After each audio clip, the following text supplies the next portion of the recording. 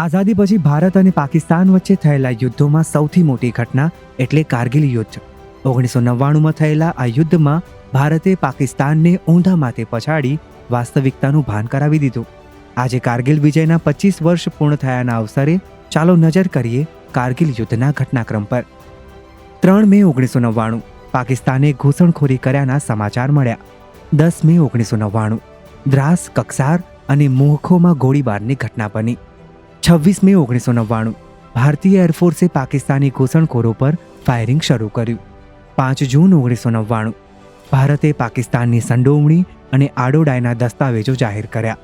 13 જૂન 1999 ભારતીય સેનાએ દ્રાસના તોલોલિંગ પોઈન્ટને પાછો કબજે કર્યો. 4 જુલાઈ 1999 11 કલાકના જંગ બાદ ભારતે ટાઈગર હિલ પાછો કબજે કર્યો. 5 જુલાઈ 1999 ભારતે દ્રાસ સેક્ટર પાછું મેળવી લીધું. 7 જુલાઈ 1999 ભારતે બાતાલિક સેક્ટર પાછું મેળવી લીધું. 14 જુલાઈ 1999 ભારતે ઓપરેશન વિજયને સફળ જાહેર કર્યું અને 26 જુલાઈ 1999 કારગિલ યુદ્ધનો અધિકારિક અંત આવ્યો. ભારતનો વિજય થયો.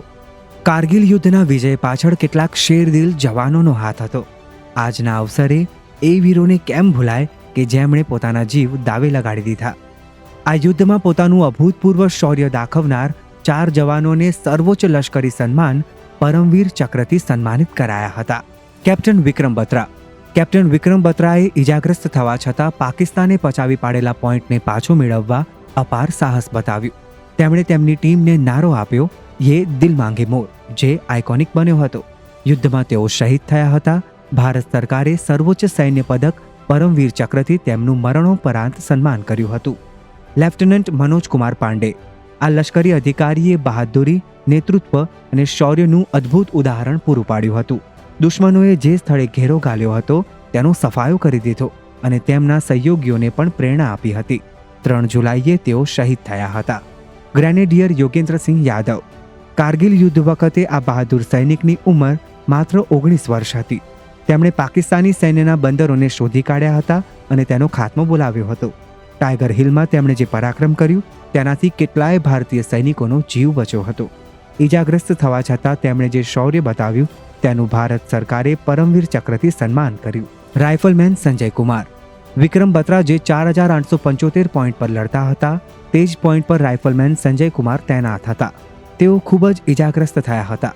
તેમ છતાં તેમણે અપાર વીરતા બતાવી દુશ્મનો પર ગોળીઓ વરસાવી હતી. તો 11 જવાનો એવા હતા કે જેમને બીજા સૌથી સર્વોચ્ચ સન્માન મહાવીર ચક્રથી નવાજવામાં આવ્યા હતા. કેપ્ટન અનુજ નૈયર. મેજર રાજેશ અધિકારી. કેપ્ટન ગજેન્દ્રસિંહ સૂરી. નાયક દિગેન્દ્ર કુમાર. લેફ્ટનન્ટ બલવાન સિંહ. નાયક ઇમલિયાકુમ ઓ. Captain કૈશિંગ ક્લિફોર્ડ. Captain નૈકિઝાકુ કેંગુરુ. Major પદ્મપાણી Acharya. Major Sonam Wangchuk. Major વિવેક ગુપ્તા. ધન્ય છે આ તમામ વીરોને કે જેમણે પોતાના જીવની પરવા કર્યા વગર દેશની રક્ષા માટે પોતાનું જીવન સમર્પિત કરી નાખ્યું. આજે કારગિલ યુદ્ધ વિજયના 25 વર્ષ પૂર્ણ થવા પર એમને શત શત નમન.